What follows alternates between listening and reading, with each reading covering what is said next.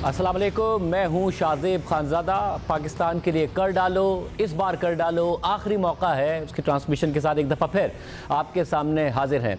जब हमने ये ट्रांसमिशन का सिलसिला शुरू किया उस वक्त ज़ाहिर है पाकिस्तान की इकॉनमी स्ट्रगल कर रही थी और समझ में नहीं आ रहा था पाकिस्तान कहीं डिफ़ॉल्ट तो नहीं कर जाएगा, डिफ़ॉल्ट करेगा नहीं करेगा, IMF का प्रोग्राम मिलेगा नहीं मिलेगा। IMF का प्रोग्राम मिला, पाकिस्तान में स्टेबिलिटी आई। इस वक्त जो मुआशी इशारिये हैं वो कम अज़ कम इस्तेहकाम की हद तक दुरुस्त नज़र आ रहे हैं। पाकिस्तान के रिजर्व्स बिल्डअप हुए हैं, स्टेट बैंक ने मार्केट से बाय किए हैं और जिसकी वजह से क्योंकि हमारे बैरूनी इन्फ्लोज इतने अच्छे नहीं हैं जितने हमें कर्ज मिलना चाहिए था, टारगेट के मुताबिक नहीं मिला। उसके बावजूद क्योंकि पाकिस्तान की एक्सपोर्ट्स अच्छी रही, रेमिटेंसीज अच्छी रही, स्टेट बैंक ने मार्केट से करेंसी बाय की और हमने लोन भी रीपे किए हैं। हमारे रिजर्व्स भी तकरीबन 12 अरब डॉलर्स के पास पहुंचे हैं। जून तक 13 अरब डॉलर्स का टारगेट है। IMF का प्रोग्राम भी है, इंस्टॉलमेंट्स भी पाकिस्तान को मिली। अब अगला रिव्यू होगा। नाउ हम एक दफ़ा फिर उस जगह पर आकर खड़े हो गए हैं जहां स्टेबिलिटी आती है और डिबेट ये होती है कि हमें ग्रोथ की तरफ जाना चाहिए या फिर इस्तेहकाम को आगे बढ़ाना चाहिए। अगर ग्रोथ की तरफ जाना चाहिए तो वो किस किस्म की ग्रोथ होनी चाहिए। माजी में अनफॉर्चुनेटली ये हुआ कि जैसे स्टेबिलिटी आई तो ये डिबेट तो हुई नहीं कि हम ग्रोथ की तरफ जाएं ना जाएं। पॉलिटिकल कंपल्जन्स थी। 2017 में ना सिर्फ पॉलिटिकल अनसर्टेनिटी थी बल्कि इलेक्शन आ रहा था तो जो हुआ आपने देखा। फिर 2022 में पॉलिटिकल अनसर्टेनिटी थी, हुकूमत अपने आप को जाता हुआ देख रही थी। फिर जो हुआ आपने देखा कि ग्रोथ आई दोनों वक्त में, मगर बहुत ज़्यादा बड़ा करंट अकाउंट डेफिसिट लेके आई जिससे मुल्क डिफ़ॉल्ट के करीब चला गया और हम IMF के दरवाजे पर चले गए। अब दोबारा हमें क्या ग्रोथ की तरफ जाना चाहिए या नहीं जाना चाहिए? जाना चाहिए तो किस तरीके से जाना चाहिए? क्योंकि इस वक्त जो मुआशी इशारे हैं वो इस्तेहकाम तो दिखा रहे हैं मगर GDP के नंबर्स अच्छे नहीं हैं। पहले क्वार्टर में हम 1% से भी नहीं ग्रो कर पाए हैं जिसकी वजह से इस साल का जो ग्रोथ टारगेट है उसके ऊपर सवालात उठ रहे हैं। आगे बढ़ें तो क्या रियल इस्टेट के ज़रिए बढ़ें? क्योंकि एक दफ़ा फिर बातें आ रही हैं कि रियल इस्टेट में जो बाइंग होती है उसके ऊपर जो टैक्सेस हैं वो कम किए जाएं, जो डिक्लेयर करना होता है वो 1 करोड़ से 5 करोड़ तक के लिए ना डिक्लेयर किया जाए। मुख्तलिफ प्रपोजल सामने आ रहे हैं। कैसे हमें यहाँ से आगे बढ़ना चाहिए कि हम दोबारा वहाँ ना खड़े हों जहाँ पहले खड़े थे? इस पर बात करने के लिए चेयरमैन FBR राशिद महमूद अंग्रियाल साहब हमारे साथ मौजूद हैं। हमें इस्लामाबाद से ज्वाइन कर रहे हैं, बहुत शुक्रिया। पाकिस्तान के नामवर बिजनेसमैन का हमारे साथ पैनल मौजूद है। मोहम्मद अली तब्बा साहब, आप चीफ एग्जीक्यूटिव हैं लकी सीमेंट के, आपका बहुत शुक्रिया। आरिफ हबीब साहब चेयरमैन है आरिफ हबीब ग्रुप के, आपका बहुत शुक्रिया। एहसान मलिक साहब CEO पाकिस्तान बिजनेस काउंसिल, बहुत शुक्रिया आपका भी। मोहम्मद सुहेल साहब CEO top line securities, Mohammad Suhail साहब आपका भी बहुत शुक्रिया। राशिद महमूद अंग्रियाल साहब चेयरमैन FBR, हम आपसे गुफ्तगू का आगाज़ करते हैं। ज़ाहिर है FBR की इकॉनमी पे भी नज़र होती है, FBR के अपने टारगेट्स मीट होंगे नहीं होंगे, उसमें इंपोर्ट्स का बड़ा किरदार होता है और इंपोर्ट्स का ओवरऑल इकॉनमी पे बड़ा किरदार होता है। अब जब आप खुद इकॉनमी को देख रहे हैं, आपके ख्याल में अगर पाकिस्तान को यहाँ से इस्तेहकाम से आगे बढ़ते हुए एक्सपेंशन की तरफ जाना चाहिए, ग्रोथ को प्रायोरिटाइज करना चाहिए जिसमें दोबारा एक पॉसिबिलिटी है कि हम वहीं खड़े हों जहाँ से अब से 2-3 साल पहले खड़े थे कि करंट अकाउंट का बहुत बड़ा खसारा खड़ा हो? बहुत शुक्रिया शाहजेब साहब। बुनियादी देखिए बात यह है कि ये तो हमारा यूजुअल साइकिल है और हम सब इससे फेमिलियर हैं। जो पहले से इस दफ़ा फ़र्क है वो ये है कि लोगों को बहुत एहसास है इस बात का कि जो ग्रोथ का प्रेशर है उसको अगर सही तरह कैलिब्रेट ना किया गया तो वो ख़राबी जन्म ले सकती है। और ये डिसीजन मेकर्स में भी है, पब्लिक डिबेट में भी है। ये जो आज आप प्रोग्राम कर रहे हैं और जो सवाल कर रहे हैं ये इस बात की एविडेंस है कि हमारे यहाँ इस बात की अब अंडरस्टैंडिंग माशरे में मौजूद है कि हमें ग्रोथ में जाते हुए एहतियात से काम लेना है। ऐसा नहीं कि अब क्योंकि स्टेबिलिटी आ गई है, पॉलिसी रेट नीचे आ गया है तो हम फौरी तौर पर ग्रोथ के किसी मेजर जंप की तरफ जाएं। हमें आहिस्ता आहिस्ता कैलिब्रेट करके जाना है। अगर हम वो ना गए, जिस बात का ज़ाहिर है प्रेशर होता है जब स्टेबिलिटी भी आप 2-3 साल चलते हैं तो उसके नतीजे में जो हाउस होल्ड इनकम्स हैं मुतासर होती हैं, इसमें कोई शक नहीं है। लेकिन इसको अगर हमने सही तरह कैलिब्रेट कर लिया तो फिर हम रिपीट नहीं करेंगे। ये जो अगला साल है इस फरवरी से लेके अगले फरवरी तक, मैं ये समझता हूँ इन एकेडमिक बैकग्राउंड कि इसमें जो हम डिसीजन मेकिंग करेंगे वो बहुत क्रूशियल होगी ये तय करने में कि हम प्रीवियस ट्रेजेक्ट्री पे चलेंगे या हम नई ट्रेजेक्ट्री पे चलेंगे। अभी तक जो मुझे ये लग रहा है डिसीजन मेकर्स का भी, जब मैं बिजनेस काउंसिल के लोगों से मिलता हूँ, बाकी लोगों से मिलता हूँ, तो ये सब जगह एहसास मौजूद है इवन जो लोग बैंकर्स हैं उनमें भी एहसास मौजूद है, रेगुलेटर्स में भी मौजूद है कि हमें इसमें एहतियात से चलने की ज़रूरत है। और मेरा अपना यह ख्याल है कि गवर्नमेंट की साइड पे भी, कैबिनेट लेवल पे, हमारे जो बाकी टेक्निकल सर्कल्स हैं उस सब में भी ये एहसास मौजूद है। तो अल्लाह ना करे कि लंगरियाल साहब जरा अब जो इंफॉर्मेशन सामने आ रही है लंगरियाल साहब, उसमें यह है कि गवर्नमेंट में एक दफ़ा फिर डिफरेंस ऑफ ओपिनियन है। कुछ का ख्याल है कि हमें यहाँ पर ग्रोथ की तरफ जाना चाहिए, जबकि कुछ का ख्याल है कि हमें स्टेबिलिटी की तरफ रहना चाहिए। ये difference of opinion prime minister office और फाइनेंस मिनिस्टर के दरमियान भी हो सकता है। मैं आपकी राय जानना चाह रहा हूँ, आपका क्या ख्याल है? आपने इकोनॉमी देखी है, ज़ाहिर एफबीआर का बराह रास्त ताल्लुक है अपनी कलेक्शन में इकोनॉमी से, कि किस किस ग्रोथ होगी आपकी कलेक्शन बढ़ेगी, इंपोर्ट रिलेटेड ग्रोथ होगी तो भी आपकी कलेक्शन बढ़ेगी। आप क्या समझते हैं क्या होना चाहिए? मेरा ख्याल है इस पे कहीं इख्तलाफ नहीं है कि ग्रोथ की तरफ नहीं जाना, ये कोई नहीं कह रहा। जो कह रहे हैं वो ये है कि ग्रोथ की तरफ जाते हुए उसकी रफ्तार क्या रखनी है। अभी अगर आज आप कहें कि हमने ग्रोथ का एक पर्टिकुलर वेरी हाई टारगेट रखना है, वो बहुत आसान काम है गवर्नमेंट के लिए करना, लेकिन उसके कॉन्सिक्वेंसेस माशरे के लिए ठीक नहीं। आप देखें ना, जब इतने हम हाई इन्फ्लेशन रेट के दौर से गुजर रहे थे, तो आज जो आर्गूमेंट है कि जी गरीब लोगों तक फ़ायदा नहीं पहुंचा, गरीब लोगों को बहुत बड़ा फ़ायदा पहुंचा है। जब इन्फ्लेशन कंट्रोल में होती है तो आप वो जो 30% की परचेजिंग पावर हाई इन्फ्लेशन पे हम ट्रांसफ़र कर रहे थे गरीब लोगों से, वो ट्रांसफ़र नहीं कर रहे। तो वो गरीब लोगों को फ़ायदा स्टेबिलिटी का भी होता है, लेकिन इसका ये मतलब नहीं कि ग्रोथ को बिल्कुल रोक देना है, ग्रोथ को लेके चलना है। आई थिंक इस पे सिर्फ कोलैबोरेशन के ऊपर क्वेश्चन है, उसके ऊपर ये क्वेश्चन नहीं है कि ग्रोथ की तरफ नहीं जाना। बहुत सारे सेक्टर्स हैं जिसमें उसकी गुंजाइश मौजूद है और उधर बिल्कुल जाना चाहिए। और लंगरियाल साहब, जब आपने कहा कि जो गरीब लोगों को फ़ायदा पहुंचा है, मेरा ख्याल इसको ये कह लेते हैं कि गरीब लोगों का जितनी तेज़ी से नुकसान हो रहा था उतनी तेज़ी से नुकसान होना बंद हो गया है, क्योंकि ना तो उनकी इनकम उस तरीके से बढ़ी है, इन्फ्लेशन का इंपैक्ट पहले ही पिछले 3 साल में बहुत ज्यादा है, तो उनका नुकसान की रफ्तार उनको स्लो हो गई है। जी आप दुरुस्त कह रहे हैं कि वो परचेजिंग पावर जो ट्रांसफर, देखिए inflation is an inflation tax actually. तो आप इन्फ्लेशन टैक्स लेना बंद कर दिया, तो जो पहले 2-3 साल आप उनसे मुसलसल उनकी परचेजिंग पावर को हाफ कर रहे थे वो नहीं कर रहे ना। अगर हम दोबारा खुदा न खास्ता कभी उस साइकिल में जाएं तो वो इन्फ्लेशन टैक्स उन्हें दोबारा फेस करना पड़ेगा। आपके पास बहुत मायानोज लोग बैठे हैं, ये सब इनकी इस बात की बहुत अच्छी अंडरस्टैंडिंग है, तो ये बिल्कुल है। लेकिन आप ग्रोथ मुख्तलिफ सेक्टर्स में, अगर आप जनवरी के नंबर्स देखें तो आपको बहुत सारे सेक्टर्स में अब उसके साइंस नजर आने शुरू हो गए। मशीनरी इंपोर्ट्स के नंबर देखें तो आपको साइन, देखिए ये अर्ली साइंस है, ये एक्चुअल ग्रोथ नहीं है, ये आपके प्रीकर्सर्स हैं, तो वो आने शुरू हो गए हैं। तो इसी की तरह इसको हमें, we have to remain steadfast, we have to stay the course, और कोर्स वही है, वो हमें बड़ा अच्छी तरह पता है कि क्या है। अली तैयब साहब, ज़ाहिर मुझे अच्छी तरह याद है, आपने काफ़ी दफ़ा ये बात कही कि 2 सालों ने हमें बहुत नुकसान पहुंचाया है। हमारे पास कोई 30 अरब डॉलर्स के हमने रिजर्व ज़ाया कर दिए 2017 में, और फिर 2022 में ऐसा ना करते तो हम बेहतर मुल्क होते इन टर्म्स ऑफ इकोनॉमी। अब आप एक ऐसे बिजनेस ग्रुप से ताल्लुक़ रखते हैं जिसका मुख्तलिफ एरिया से ताल्लुक़ है, सीमेंट से है, पावर से है, केमिकल से है, आप टेक्सटाइल से भी आप वाबस्ता हैं, ऑटोमोबाइल से भी वाबस्ता हैं, तो ओवरऑल पूरी इकोनॉमी पे आपकी नज़र है। पाकिस्तान का लार्ज स्केल मैन्युफैक्चरिंग नवंबर तक नेगेटिव हमें नज़र आ रहा है, और कंसेक्यूटिव मुख्तलिफ सालों में हमने उसकी नेगेटिव ग्रोथ देखी है। ओवरऑल फर्स्ट क्वार्टर की पाकिस्तान की ग्रोथ बहुत बुरी हमें नज़र आई है। आपको लगता है एट दिस पॉइंट हमें ग्रोथ की तरफ जाना चाहिए अग्रेसिवली, क्या करना चाहिए अभी जबकि स्टेबिलिटी आ गई? Thank you Shahzeb. मेरे ख्याल में हमें, जिस तरह लंगरियाल साहब ने बताया, कि बड़ा केयरफुली हमें एवेल्यूएट करना होगा कि ग्रोथ तो चाहिए हमें, लेकिन किस रफ्तार से हमें ग्रोथ चाहिए। अगर पिछली गलतियाँ हमने दोबारा से दोहराई तो मुल्क और पीछे चला जाएगा, आगे नहीं जाएगा। तो इससे अच्छा ये कि हम स्लोली और ग्रेजुअली ग्रोथ की तरफ जाएं, और उस ग्रोथ की तरफ जाएं जो इंक्लूसिव हो और जो सस्टेनेबल हो। कहने का मकसद ये है कि अगर हमारी इंपोर्ट दोबारा से 6-7 बिलियन डॉलर पे चले जाती है और हम रफ्तार अपनी ग्रोथ की 6% पे ले जाते हैं, तो कोई फ़ायदा नहीं है। वो 6 महीने बाद दोबारा से आपको उसको स्लो डाउन करके, करेंसी डीवैल्यू करके, अपने आप को श्रिंक करके उसको ठीक करना होगा।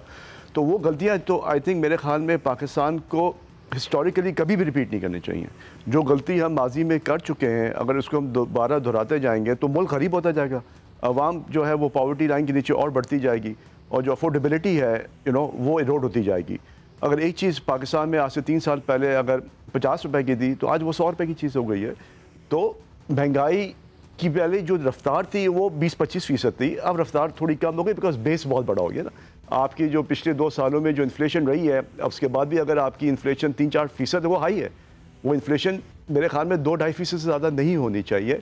तो हमें सप्लाई साइड को भी देखना होगा कि क्या सप्लाई कंस्ट्रेंट्स हैं जिसकी वजह से आपकी कीमतें वो बढ़ रही हैं, या इसमें कोई और इश्यूज़ भी हैं। तो उसको भी हमें एवेल्यूएट करने की ज़रूरत है कि खाने पीने की अशियाँ जो ख़ास तौर पे जो मेजॉरिटी जो पॉपुलेशन कंज्यूम कर रही होती है, उसको भी हमें देखना है कि इसकी सप्लाई में क्या कंस्ट्रेंट्स हैं, ताकि वो प्राइसेस की जो रफ्तार है उसको जितना हम मिनिमम रखेंगे उतनी अफोर्डेबिलिटी बढ़ेगी, डिमांड बढ़ेगी, एग्रीकल्चर में ग्रोथ आएगी। और हमें जो आगे वक्तों में जो ग्रोथ लानी है वो लानी इंडिजिनियस ग्रोथ लानी है, हमें इम्पोर्ट बेस्ड ग्रोथ नहीं लानी, और ना हम अफोर्ड कर सकते हैं।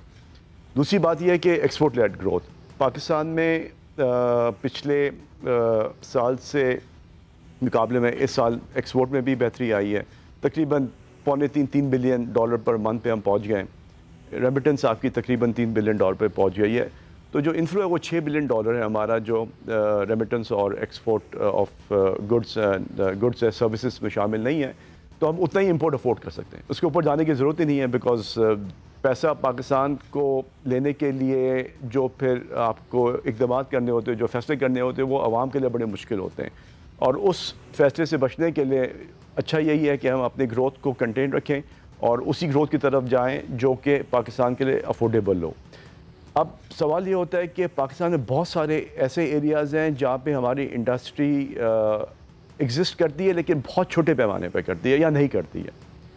उस तरफ हमें अब ध्यान और तवज्जो देने की ज़रूरत है। मैं आपको जैसे शिपिंग है, पाकिस्तान में कोई बड़ी शिपिंग लाइंस तो है ही नहीं, सारी की सारी फ़ॉरेन ओन्ड हैं, जो आती हैं पाकिस्तान से कार्गो ले जाती हैं, डॉलर आउटफ्लो आपका होता है। पाकिस्तान में शिपिंग इंडस्ट्री इस्टेब्लिश ही नहीं हो रही है, और उसकी जो वजूहत हैं वो मेरे ख्याल में डायरेक्टली और इनडायरेक्टली टैक्सेशन पे आते हैं कि पाकिस्तान का जो टैक्स स्ट्रक्चर है वो इतना हाई है और इतना कम्बरसम है कि लोग कहते हैं कि यार हम शिपिंग कंपनी पाकिस्तान के बजाय हम कहीं ऑफशोर बना लें और वो जहाज़ ख़रीद के हम पाकिस्तान से फ्रेट लेके कर सकते हैं। तो क्यों ना ये चीज़ पाकिस्तान में इस्टेब्लिश की जाए, क्यों ना पाकिस्तान में रजिस्टर हो।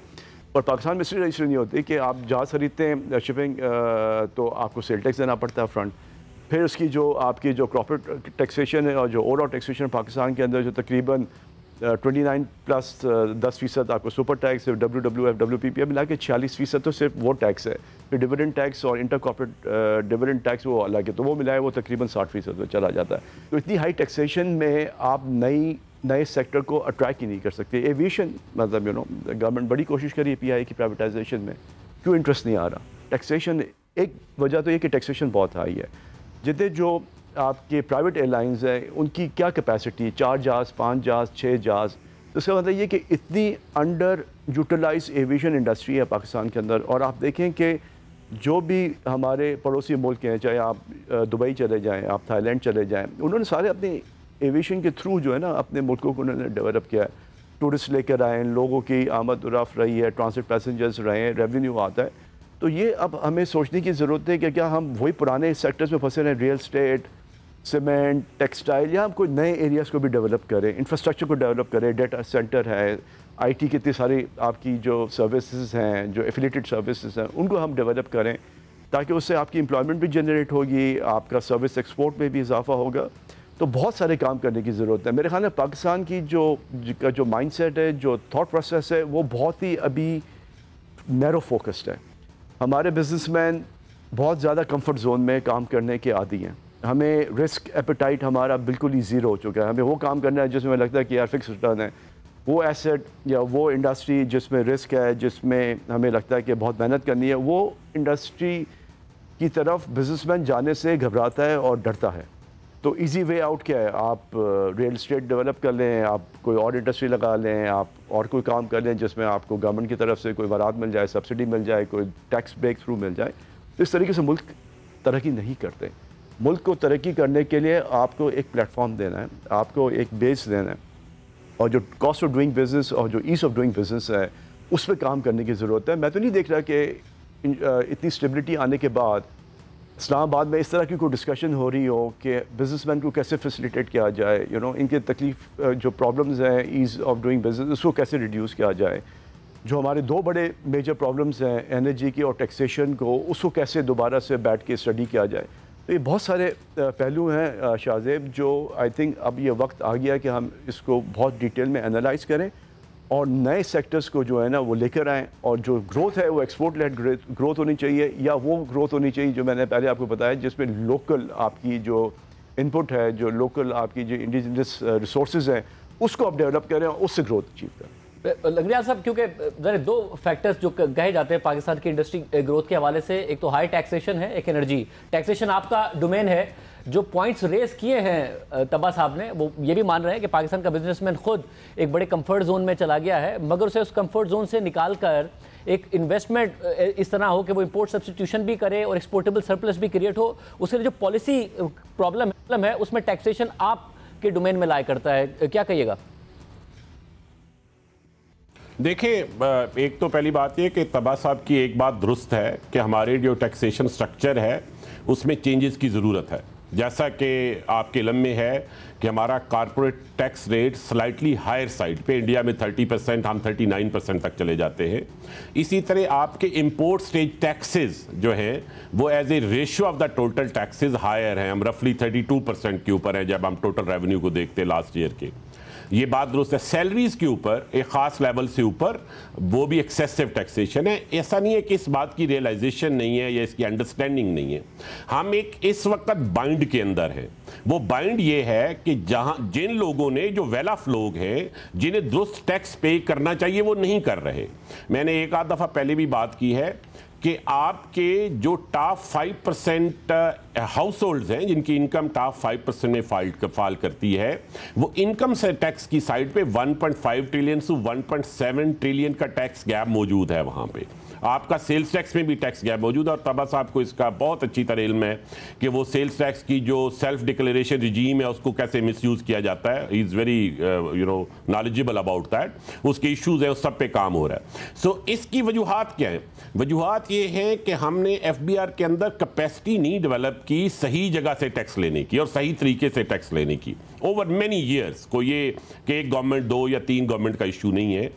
2008 और 2024 की अगर आप टैक्स GDP रेशो रहे तो you stand at the same. Actually if you do the adjustment for inflation and growth, your exact nominal जो आपकी total tax collection it same between 2008 and 2024।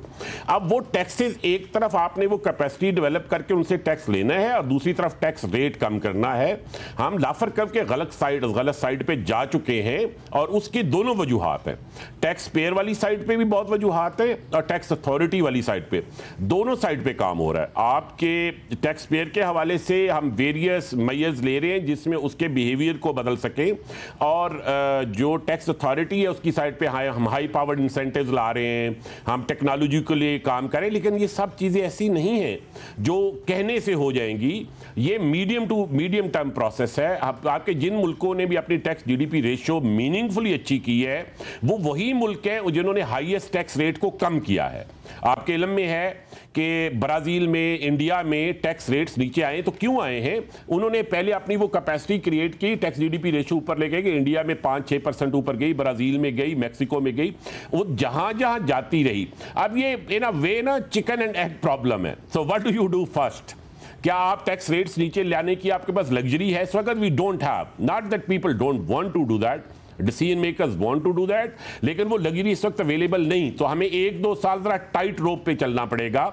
लेकिन इस दफ़ा गवर्नमेंट से हमने कमिट किया है कि हम जो वो टैक्सेस हैं जो इंपोर्ट स्टेज के ऊपर हैं और जो एक्सपोर्ट को इफेक्ट करते हैं उसको हम ग्रेजुअली कम करेंगे। आपने अगर देखा हो तो जो पूरा प्रोजेक्ट लॉन्च किया था प्राइम मिनिस्टर साहब ने उड़ान पाकिस्तान में, जिसके मेन जो फीचर्स हैं वो ये है कि अभी हमें एक्सपोर्ट लेड ग्रोथ की तरफ जाना है, और उसमें जो इंपोर्ट के बाइसेस थे और लोकल इंपोर्ट रिलेटेड बाइसेस थे उनको ख़त्म करना है या कम करना है। तो उसके ऊपर पॉलिसी लेवल के ऊपर बिल्कुल क्लैरिटी है, लेकिन वो हम जा आहिस्ता सकेंगे, हम एक दिन में नहीं जा सकेंगे। मगर जैसे आपने कहा कि टैक्स रेट हमारा ज़्यादा है, हमें बेस बढ़ाने की ज़रूरत है। अब ज़ाहिर रफली तकरीबन 60 लाख लोगों ने अगर इनकम टैक्स रिटर्न फाइल किया है पाकिस्तान में, तो कहा जाता है कि तकरीबन 1.5 करोड़ की गुंजाइश है, यानी हम हाफ से भी कम फाइल कर रहे हैं। और इसमें भी तकरीबन आधे लोग ऐसे हैं 60 लाख में भी जो ज़ीरो रिटर्न फाइल कर रहे हैं, और इसमें भी सिर्फ 8,000 इंडिविजुअल पाकिस्तान में ऐसे हैं जो साल की तकरीबन 5 करोड़ इनकम फाइल कर रहे हैं और सिर्फ 4000 ऐसे हैं जो 10 करोड़ कर रहे हैं। इसका मतलब है कि मैसिव नंबर है जो कि फाइल ही नहीं करते या फिर अंडर फाइल करते हैं। मगर जवाब यह है कि जो सैलरीड क्लास है उसी पर ज़्यादा टैक्स लगाया गया। तकरीबन पिछले 5-6 साल में 600% उन पर टैक्स बढ़ गया। उन पर इन्फ्लेशन का इम्पैक्ट अलग है। इंडस्ट्री पर ज़्यादा टैक्स लगाया गया। जो नहीं देते उनसे नहीं कलेक्ट किया जा सका। रिटेलर्स के दावे हुए थे, नहीं किया जा सका। अब प्रॉपर्टी के ऊपर, रियल एस्टेट के ऊपर दोबारा कहा जा रहा है कि जी उन्हें फिर दोबारा इंसेंटिव दिया जाएगा। तो डाइवर्सिफिकेशन की तरफ गए कहाँ हैं हम?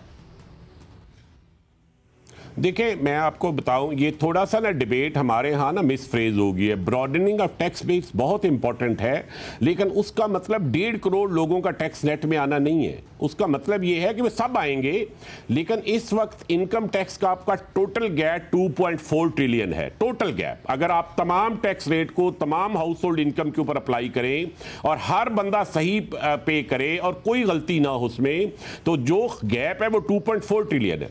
इसमें से 1.2 ट्रिलियन का गैप सिर्फ का सिर्फ top 1% of the house hold का है। वो आपके कुछ 6,67,000 हाउस होल्ड हैं, और ये टॉप 1% की मैं बात कर रहा हूं जिनकी एवरेज एनुअल इनकम जो है वो 13.2 मिलियन है। और ये सबसे ज्यादा जो गैप है वो टॉप के 5% हाउस होल्ड में, दोबारा एम्फसाइज कर रहा हूं, और उसमें भी टॉप 1% में 1.2 ट्रिलियन का गैप है। सो हमें ये लोग क्या कर रहे हैं, ये कर क्या रहे हैं, ये जो टॉप 1% है, ये कुछ तो ऐसे हैं 2 लाख के करीब इनमें से जो अपनी ब्रैकेट में टैक्स के लिए बुक करे। बाकी जिसमें आपने कहा कि वो अंडर फाइलिंग कर रहे, वो कह रहे हैं हम कुछ कमा ही नहीं रहे, यू नो। तो बेसिकली इन लोगों से दुरुस्त टैक्स रिटर्न फाइल कराना और ऑडिट करने की कैपेसिटी क्रिएट करना कि हम उस ऑडिट के नतीजे में उनको मजबूर कर सके और डिटरेंस क्रिएट कर सके, वो डिटरेंस इस वक्त नहीं है। और वो जो ही हम डिटरेंस क्रिएट कर लेंगे तो इंशाल्लाह ये बेहतर होना शुरू हो जाएगा। मैं बिल्कुल आपसे एग्री करता हूं कि इसको बढ़ाने की जरूरत है, लेकिन ऐसा नहीं है कि हमें कोई मजीद 1 करोड़ बंदा टैक्स नेट में लाना है। मैं ये कह रहा हूं कि ये जो 6,73,000 हैं और 5% अगर टॉप हाउस होल्ड लें तो ये कोई 3.5 मिलियन के करीब बनते, 35 लाख के करीब बनते।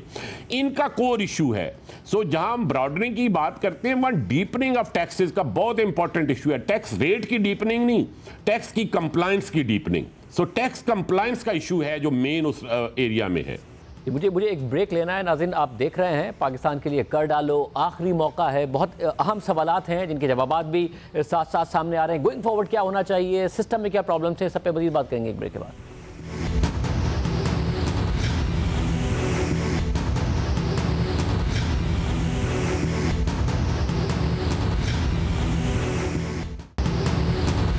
ट्रांसमिशन में एक दफ़ा फिर खुश आमदीद। आरिफ साहब, आपने over the years boom bust cycle देखे हैं, फाइनेंस इंडस्ट्री से वाबस्ता होते हुए देखे हैं, फर्टिलाइजर से भी आप वाबस्ता है। नाउ आज हम जिस पॉइंट पर खड़े हैं, जो आपने खुद ने एज ए बिजनेसमैन माजी में देखा है, कैसे हमें आगे बढ़ना चाहिए यहाँ से? मैं ये समझता हूँ कि हम थोड़े से ज़्यादा डिफेंसिव नज़र आते हमारे जो 2 एक्सपीरियंसेस हुए हैं 2017 के और 2022 के, उसमें हमें ये एनालाइज करना चाहिए कि वो क्या ऐसे फैक्टर्स थे कि जिसने इतना हाई जो है हमारा करंट अकाउंट डेफिसिट जो है वो बना दिया, और हमें क्या किन सेक्टर्स को अब टारगेट करना चाहिए कि जो करंट अकाउंट डेफिसिट का के पर बर्डन ज़्यादा नहीं डालते।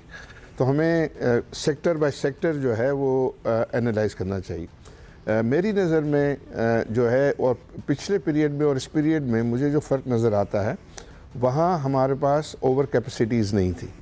इस दफ़ा जो है वो ज़्यादातर सेक्टर्स में ओवर कैपेसिटीज़ मौजूद है। तो उस पीरियड के अंदर जो है वो गवर्नमेंट पुश ये भी कर रही थी कि खूब लिबरल जो है उन्होंने पॉलिसीज़ बनाई हुई थी फाइनेंसिंग की भी, और वो नई इन्वेस्टमेंट को भी जो है वो बहुत ज़्यादा पुश कर रहे थे। हालांकि हमारे पास उस वक्त भी फॉरेन एक्सचेंज इतना जो है वो नहीं था। उन्होंने ये भी कंडीशन डाली हुई थी कि 50% जो है ख़ुद जो है वो इन्वेस्टर फॉरेन एक्सचेंज रेज़ करे, 50% स्टेट बैंक उनको देगा। इस किस्म की जो है वो स्कीम्स वगैरह देकर था। लेकिन इस दफ़ा हम ये देख रहे हैं कि बहुत सारे ऐसे सेक्टर्स हैं कि जो अंडर कैपेसिटी, जिनकी यूटिलाइजेशन नहीं है। तो उसमें जैसे फॉर एग्ज़ाम्पल टेक्सटाइल है, इस वक्त textile I think under capacity चल रहा है। उसमें तो एक्सपोर्ट के भी जो है पोटेंशियल है, और उसमें पोटेंशियल है, और उसके क्या इश्यूज़ और प्रॉब्लम्स हैं उनको अगर बैठकर हल किया जाए तो आपको बजाय वो फॉरेन एक्सचेंज पे बर्डन के वो आपको अर्न करके जो है वो दे सकता है। इसी तरह ये जो कंस्ट्रक्शन मटेरियल है, ये जो हम कहते हैं कंस्ट्रक्शन मटेरियल जो है ये 30-40, तो आप देखें cement, steel, tile, glass etcetera etcetera, सब ये 40-50% की सिटी पे चल रहे हैं। तो वो अब उनको उनमें प्रोडक्शन बढ़ाना या उनमें ग्रोथ लाने के लिए कोई आपको नई इन्वेस्टमेंट की ज़रूरत नहीं है।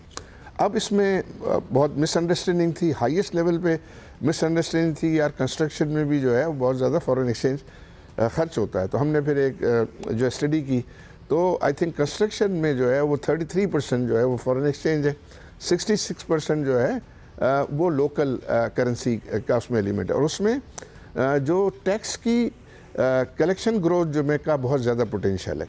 अगर ये 40% जो है वो कैपेसिटी यूटिलाइजेशन है या 80 पे हो जाए तो आई थिंक गवर्नमेंट को 500 बिलियन रुपीस का एडिशनल टैक्स होगा, क्योंकि उन पर अच्छे खासे टैक्सेस जो हैं वो हैं उन कंस्ट्रक्शन मटेरियल इंडस्ट्री पर।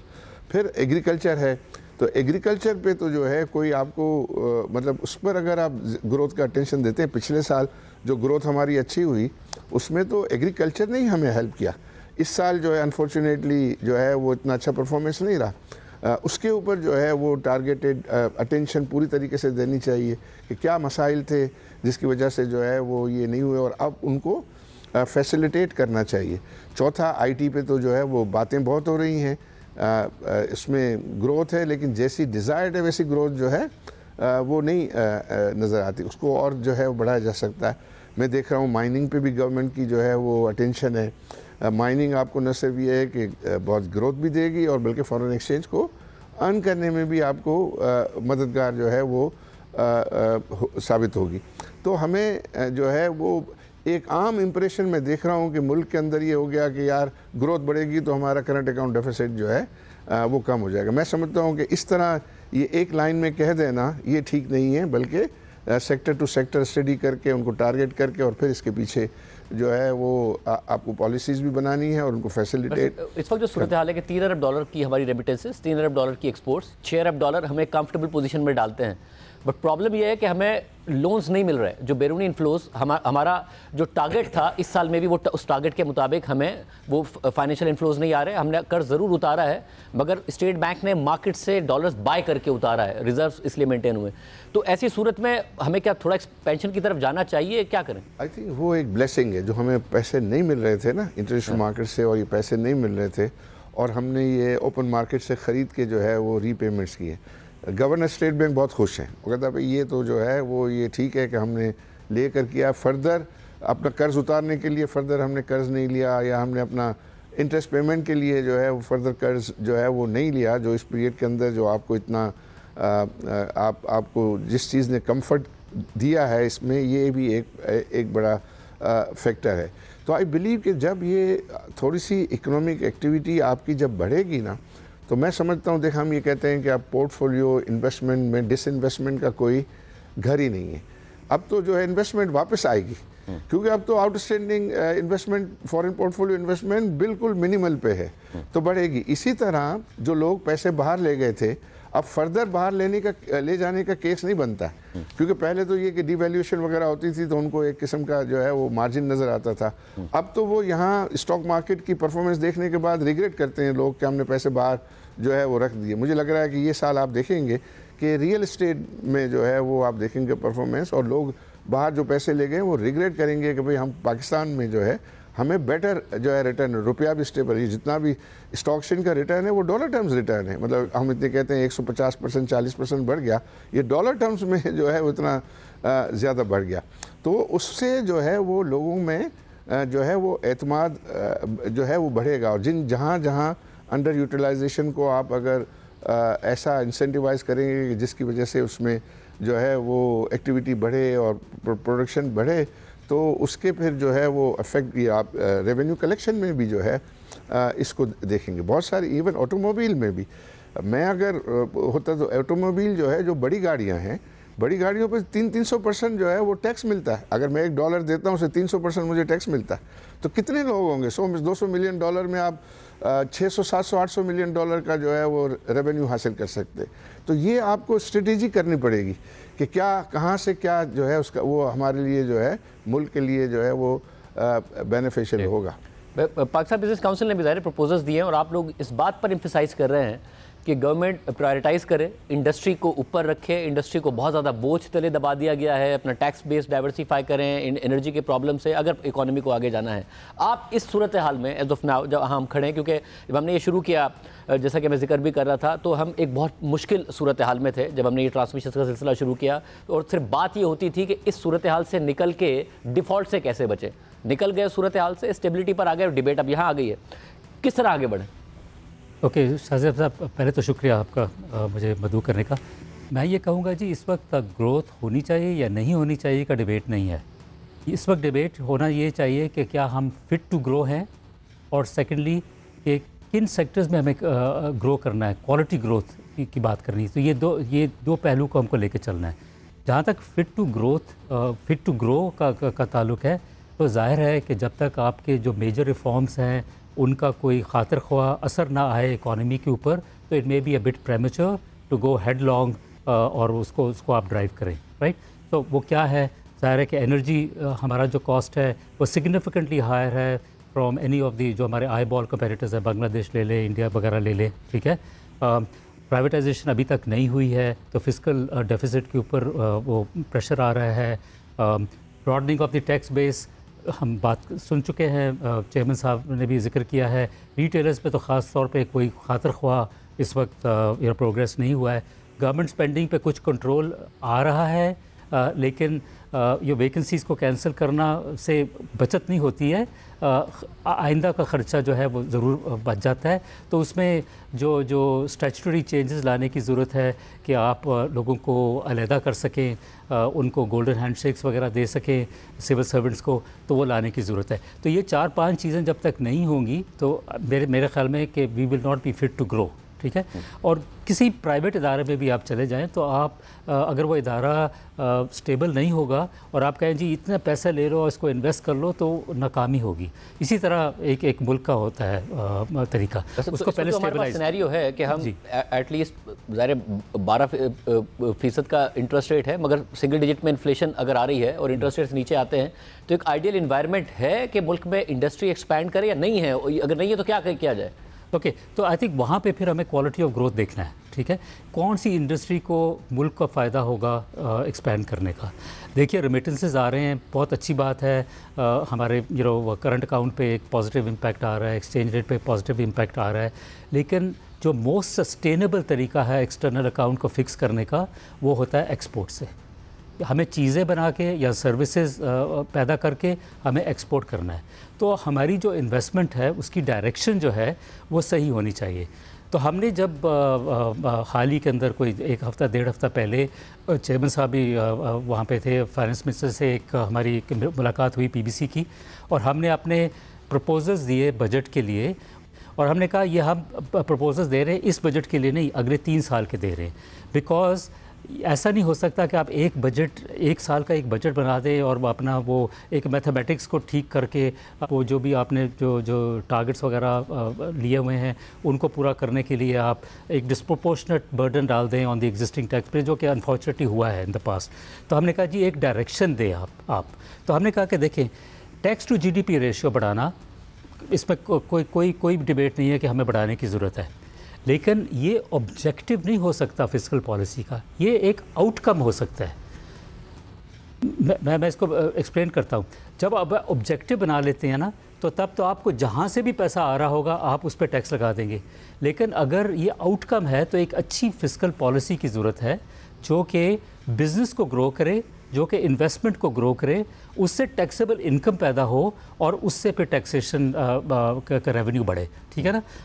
जाहिर है कि एक अच्छी फिस्कल पॉलिसी जो है उसकी अलाइनमेंट की बहुत ज़रूरत होती है with the trade policy, with the investment policy, with the industrial policy. Unfortunately Pakistan की फेडरल हुकूमत ले लें या फेडरल और प्रोविंसेस भी ले लें तो फ्रैगमेंटेशन बहुत है। अभी चेयरमैन साहब बिल्कुल बहुत अच्छा काम कर रहे हैं, उनका काम है टैक्स रेवेन्यू रेज करना, राइट। फाइनेंस मिनिस्ट्री का भी किसी हद तक यही काम है कि फिस्कल डेफिसिट वगैरह को पूरा करने के लिए उनको भी बैलेंस करने की ज़रूरत है। लेकिन कॉमर्स जो है वो ट्रेड चाहता है, इन्वेस्टमेंट मिनिस्ट्री जो है वो इन्वेस्टमेंट चाहती है। किसी को इनको सबको इकट्ठा ला के एक पॉलिसी बोर्ड बनाने की ज़रूरत है ताकि वो एक लॉन्ग टर्म प्रिडिक्टेबल पॉलिसी बनाए। ये नहीं कि एक पॉलिसी बन गई 2 साल के बाद वो ख़त्म होगी। मैंने इन्वेस्टमेंट पिछली पॉलिसी पे किया हुआ था, मेरी जितनी फीजिबिलिटी है वो ख़राब हो गई।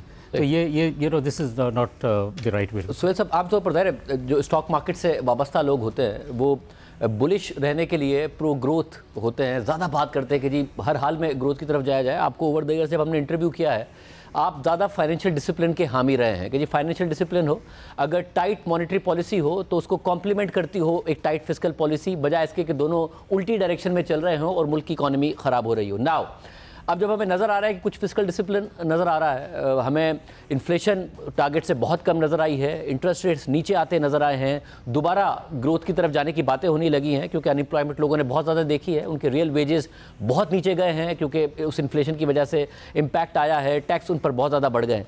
किस तरीके से आगे बढ़ना चाहिए? चेयरमैन साहब ने भी कहा कि पिछले 10 साल में हमने इतनी ज़्यादा मार खाई है कह लें, तो सबक तो बिल्कुल इजी हमने सीख लिया है, रियलाइजेशन है। और मैंने चेयरमैन साहब ने तो कहा, प्राइम मिनिस्टर साहब और मेजॉरिटी मिनिस्टर्स भी यही कह रहे हैं अभी कि हमें बड़ा केयरफुल होकर चलना है क्योंकि इतना दफ़ा हम ऊपर जाके नीचे आए हैं। तो the formula is very easy. Economics का पहले सेमेस्टर का भी स्टूडेंट वो समझ गया है कि हमारा जो है बुल या बियरिश का जो साइकिल है ऊपर जाने का, जीडीपी और नीचे आने का, वो इतना प्रिडिक्टेबल है और हमें गलतियां पता है हमारी क्या है। तो मेरा तो यही ख्याल है जो काफ़ी मेरे दोस्तों का भी है कि हाई क्वालिटी और ग्रेजुअल और इंक्लूसिव ग्रोथ होनी चाहिए। अब प्रॉब्लम ये आता है कि इससे मुराद क्या है। मेरे ख्याल में शायद लोगों ने एक्सप्लेन किया कि वो ग्रोथ जिसका असर आम आदमी पर हो, वो ग्रोथ जो एक्सपोर्ट लेड हो, वो ग्रोथ जो पाकिस्तान की स्पेशलिटी है एग्री लेड हो, वो ग्रोथ जो प्रोडक्टिविटी बढ़ा के आए रादर दैन कोई और ग्रोथ। तो मेरे ख्याल में रियलाइजेशन है। और अगर आप मुझसे पूछें कि क्या हम इस मकाम पर हैं कि हम ज़रा तेज़ ग्रो करें 4.5-5%, तो बज़ाहिर तो हालात बहुत बेहतर हुए हैं, बट वो हालात बेहतर रिलेटिव टर्म्स में हुए हैं। मेरे ख्याल में हमारी अभी we are not fit to grow, जिस तरह एहसान साहब ने कहा, क्योंकि रिज़र्व आपके 3 बिलियन से 11 बिलियन हुए हैं। But by all standard, Pakistan के स्टैंडर्ड से, ग्लोबल स्टैंडर्ड से, IMF के स्टैंडर्ड से ये बहुत ही कम है। अब ये सोचें कि IMF जो है रिज़र्व कैलकुलेट करता है और करना भी चाहिए, वो रिज़र्व जो आपके पास हैं और अगले 12 महीने की अदायगी, वो तो हम -10 पे खड़े हुए हैं। ये जब पॉजिटिव होगा तो आपके रिज़र्व 20-22 बिलियन डॉलर होने चाहिए। तो 20-22 बिलियन डॉलर के रिज़र्व हों, या आप जो अपना शॉर्ट टर्म डेट है जो 20-22 बिलियन 12-13 बिलियन डॉलर का है जो हम हर साल रोल ओवर करते हैं, उसको पे कर दें। तो एक्सटर्नल अकाउंट में हम बहुत ही कमज़ोर हैं और थोड़ा सा भी अगर हमने एक्सेल पे पाँव रखा तो वो इंपोर्ट्स बढ़ जाएंगी। और हमने पिछले 2 माह में देख लिया है, जनवरी और दिसंबर में इंपोर्ट्स बढ़नी शुरू हो गई हैं। तो जिस तरह अभी फिच का रीसेंट जो सबसे पिछले हफ्ते आया है, उन्होंने काफ़ी तारीफ़ की है पाकिस्तान की, बट साथ में एक्सटर्नल अकाउंट की वुल्नरेबिलिटी के बारे में भी बताया है। तो मेरा मानना यह है कि जब तक रिज़र्व आपके कम अज़ कम 15-16 बिलियन डॉलर ना हो और आपका short term debt repayment 10-12 billion dollar हो, इसका मतलब है कि आपका नेट रिज़र्व 2-3 बिलियन है, तो ये अटैम्प्ट करना 5-6% का, उसके नुकसान ज़्यादा होंगे, नंबर 1। नंबर 2, अगर आप देखें कि अभी इन्फ्लेशन कम हो गया है और कुछ इकोनॉमिक इंडिकेटर्स भी बेहतर हैं, तो एक आम आदमी इससे एग्री नहीं कर रहा है। द रीज़न इज़ कि हमारा फोकस जो पिछले 10 सालों में रहा जो ग्रोथ का, वो विद ड्यू रिस्पेक्ट वो एलीट लेड ग्रोथ था, वो कुछ लोगों के लिए ग्रोथ थी, उसका आम आदमी को फ़ायदा नहीं हुआ। तो मेरे ख्याल में रियलाइजेशन ये भी होनी चाहिए कि हम GDP ग्रोथ जितने हम फिट हैं उतनी करें, मगर एक और क्राइटेरिया भी जहन में रखें, इन्फ्लेशन। अगर ऑप्शन ये है कि इन्फ्लेशन सिंगल डिजिट में रख कर लो ग्रोथ की जाए, ये ऑप्शन बेहतर है रादर दैन 14% इन्फ्लेशन करके 6% जीडीपी ग्रोथ की जाए। तो मेरे ख्याल में ये भी रियलाइजेशन आ जानी चाहिए इकोनॉमिक मैनेजर्स और हुकूमत को कि decent growth with low inflation is a better option for the public, तो जाके वो इंक्लूसिव होगी, वरना फिर ये ब्लेम रहता रहेगा कि ये सिर्फ इलीट के लिए है। और इस पर तो किताबें भी लिखी गई हैं कि तो जब आप कहते हैं लो ग्रोथ लो इन्फ्लेशन, साथ में कहते हैं कि 15-16 अरब डॉलर तक हमें पहले रिजर्व्स लेके जाने हैं, और जो हालिया इन्फ्लोस की सिचुएशन, इसमें फिर आप ये कह रहे हैं कि बेहतर है कि फिर करेंसी मार्केट से स्टेट बैंक बाय करता रहे, हम करंट अकाउंट सरप्लस ही रन करें, इंपोर्ट्स कर्टेल्ड ही रहें, ग्रोथ लो ही रहे। देखिए, एक तो फार्मूला हमने सीखा ना जो 20 साल पहले था, वो फार्मूले को चलाने की ज़रूरत है। ये थोड़ा टाइटनिंग है, थोड़ा सा पेनफुल है कि आपको करंट अकाउंट भी सरप्लस रखना है और प्राइमरी अकाउंट भी सरप्लस रखना है। तो करंट अकाउंट सरप्लस तो इसी तरीके से होगा, या तो आप रिज़र्व को बिल्टअप करें, रिज़र्व को बिल्टअप आप मार्केट से लेके करें, या लॉन्ग टर्म बोरिंग करके करें, या एक्सपोर्ट बढ़ा के करें, या रेमिटेंस बढ़ा के करें, या फिर इंपोर्ट कंट्रोल करके करें। तो ये वाला जो फार्मूला है ये दैट इज़ वर्किंग, बट ये हमेशा होता ही है कि एक आधा साल होता है ये, फिर हम पटरी से उतर जाते हैं। आई होप इस दफ़ा रियलाइजेशन हो कि अगले 2-3 साल तक हम दोनों अकाउंट पे सरप्लस करें, करंट अकाउंट पे भी और प्राइमरी अकाउंट पर। मैं लगरियाल साहब आपकी तरफ आ रहा हूँ, ज़रा एक टैक्सेशन का एक मसला है, मगर मैं इस पर तबस आपका भी ओपिनियन लेना चाह रहा हूँ कि we are not fit to grow. ये जो इस्तिलाह है, अब एक ऐसे सिनेरियो में जब पैसा है, आया है, और ज़ाहिर जो वेल टू डू लोग हैं उनके पास ज़्यादा है, इंटरेस्ट रेट्स नीचे आ रहे हैं, क्या वाकई अभी भी ऐसी सिचुएशन में we are not fit to grow, हम ऐसे ही रहना चाहिए जैसे चल रहे हैं? नहीं, मैं इस चीज़ से एग्री नहीं करता। I think any country is fit to grow. Sector आपने डिफाइन करना है कि किस सेक्टर में आपने ग्रो करना है, ताकि ओवरऑल जो जीडीपी है उसका जो ओवरऑल नंबर है वो बेहतर होता जाए। लेकिन आप ये कहें कि मुल्क फिट नहीं है ग्रो करने के लिए, मेरा थोड़ा सा ओपिनियन थोड़ा इससे डिफरेंट है, इसलिए कि हमारा जो फोकस रहा है ना माजी में, वो इम्पोर्ट लेड ग्रोथ है, जिसमें आपने कंज्यूमर आइटम्स मंगा के आपने अपने ओवरऑल डिमांड को बेहतर करके आपने अपनी जीडीपी ग्रोथ को आपने इम्प्रूव किया है। लेकिन साथ साथ आप ये भी देखें ना कि हमें नई इन्वेस्टमेंट की भी ज़रूरत है। नई इंडस्ट्री लगेगी तो आगे आपकी एक्सपेंशन और ग्रोथ भी आएगी, और हमें एक्सपेंशन जो चाहिए वो डोमेस्टिक कंजम्पशन भी नहीं चाहिए, हमें जो वो हमें चाहिए ग्रोथ, वो एक्सपोर्ट लेड ग्रोथ चाहिए। तो अगर जैसे आरिफ भाई ने बताया कि हमें सेलेक्टेड इंडस्ट्री की तरफ जाना चाहिए, फोकस करना चाहिए कि हमें किस एरिया में ग्रो करना है। अगर टेक्सटाइल में अपॉर्चुनिटी है तो हमें टेक्सटाइल की जो इंपोर्ट है, प्लांट मशीनरी, उसकी तरफ फोकस करना चाहिए, या कोई और फूड एग्रीकल्चर है, processed value added agriculture products हैं, उसकी तरफ हमें फोकस करना चाहिए, रादर देन कि हम वो चीज़ों पे फोकस करें जो आप इंपोर्ट करें, जिसका इंपोर्ट कंपोनेंट 70% है या 80% है, उसको आप हल्का सा वैल्यू ऐड करके आप डोमेस्टिक कंजम्पशन और उसकी डिमांड को पूरा करें। तो उस तरह की इन्वेस्टमेंट को हमें थोड़ा सा डिस्करेज करना चाहिए। माइनिंग है जो एक्सपोर्ट लेड ग्रोथ की तरफ कंट्रीब्यूट करेगा। मैंने आपको जैसे 2-3 पहले भी इंडस्ट्रीज़ का नाम बताया, शिपिंग, एविएशन, वो सारी सर्विस लेड ग्रोथ है ना, कि आप टिकट्स को रिप्लेस करेंगे। अगर आप फॉरेन एयरलाइंस की वजह अगर आप डोमेस्टिक एयरलाइन से टिकट खरीदेंगे आपको डॉलर्स बचेंगे। अगर शिपिंग लाइन, अगर आप फॉरेन शिपिंग लाइन की वजह अगर आपकी अपनी शिपिंग लाइन्स होती हैं, वो अगर आप डॉलर सेव करेंगे तो वो सारी सेविंग है ना, वो सारी इंपोर्ट सब्स्टिट्यूशन है, और ग्रोथ की तरफ आपकी एक वो है, और एक नई इंडस्ट्री, एक नई एम्प्लॉयमेंट है, एक नया वेंचर है। बट साथ साथ हमें ये भी देखना है कि क्या हमारे जो हमें वो दी जाती हैं, पॉलिसीज़ दी जाती हैं जो बहुत मिसयूज़ होती हैं। आई एम श्योर लंगरियाल साहब इस चीज़ से एग्री करेंगे। EFS लोगों ने इतना मिसयूज़ करना शुरू कर दिया EFS का, कि ये बेसिकली है कि आपने टेम्प्रेरी आपने इसको इंपोर्ट किया और उसको आपने कन्वर्ट करके आपने एक्सपोर्ट कर दिया। अब हो ये है कि इसमें बहुत सारी मिस डिक्लेरेशन हो रही है, लोग इंपोर्ट करें, वो कन्वर्ट करके डोमेस्टिक बेच देते हैं, और जो अपना डोमेस्टिक प्रोडक्शन है उसको वो नंबर दिखा के इसको एक्सपोर्ट कर देते हैं कि भाई हमने इंपोर्ट किया, हमने एक्सपोर्ट कर दिया। लेकिन उसमें मिसमैच कि जो आपने इंपोर्ट किया वो एक्सपोर्ट नहीं किया आपने, एक्सपोर्ट क्वांटिटी कर दिया आपने, बट जो आइटम इंपोर्ट किया वो आपने नहीं एक्सपोर्ट किया। तो ये बहुत मिसयूज़ हो रहा है। कॉटन, आपने टेक्सटाइल की बात की, आप देखें कि कॉटन जिनिंग से जो कॉटन निकलती है तकरीबन 1.5 से 2 मिलियन, एग्जैक्ट नंबर नहीं है बट तकरीबन 1.5 से 2 मिलियन बेलें हैं जो बगैर सेल टैक्स बिकती हैं। जो बगैर सेल टैक्स बिकती है वो पूरा चेन ही जो है वो सेल टैक्स उसमें है, वो सिस्टम में नहीं है। मतलब कॉटन खरीदी, यान बनाया, वो बगैर सेल टैक्स से बेचा, आपने कपड़ा बनाया वो बगैर सेल टैक्स, आपने प्रोसेस किया, रिटेल बेच दिया बगैर सेल टैक्स का। जो पैरेलल इकोनॉमी है आपकी, उसका तो लंगरियाल से आपको ज़्यादा बताएंगे कि कितनी बड़ी है, उसको हम कैप्चर क्यों नहीं करते, उसको हम टैक्स नेट पे क्यों नहीं लेकर आते हैं। मतलब अगर आपकी इकोनॉमी हम कहते हैं 350 बिलियन है, मेरे हिसाब से तो ये शायद $600 बिलियन की इकोनॉमी है, तो टैक्स टू GDP तो आपको 4% पे आ जाता है। अगर आप पैरेलल इकोनॉमी को जमा करें अपने ऑफिशियल इकोनॉमी के साथ और फिर टैक्स कलेक्ट करें तो आपकी जो परसेंटेज वो आधी हो जाती है। तो उसका मतलब ये कि टैक्स मशीनरी और जो टैक्सेशन अवॉइडेंस है इतनी ज़्यादा है पाकिस्तान के अंदर कि जब तक हम उसको सही नहीं करेंगे, लंगरिया साहब से हमारी एक बड़ा डिस्कशन हो रही थी कि पाकिस्तान में बहुत सारा कोल अब लोकल सब्सिट्यूट हो गया, बिकॉज वो जब इंपोर्ट रिस्ट्रिक्शंस आई थी तो इंडस्ट्री ने देखा कि भाई कौन से ऐसे एरियाज जहाँ से वो अपनी रॉ मटेरियल्स को लोकल एक्वायर करें, तो कोल वाज वन ऑफ देम। तो उस पर फ्लाइंग इनवॉइसेस का काम शुरू हो गया, ब्लेम सारा मैन्युफैक्चरर पे आ गया कि आपने फ्लाइंग इनवॉइस, भाई हमने क्यों की है, हमने तो सारी पेमेंट बैंक को दी है, आपके जो एक्टिव जो टैक्स पेयर्स है वो हमने वेरीफाई किया, उसके बाद हमने उनको पेमेंट की। अब अगर उन्होंने इनवॉइसेस को फ्लाइंग इनवॉइसेस में कन्वर्ट कर दिया तो ब्लेम मैन्युफैक्चरर पे तो नहीं आ सकता ना।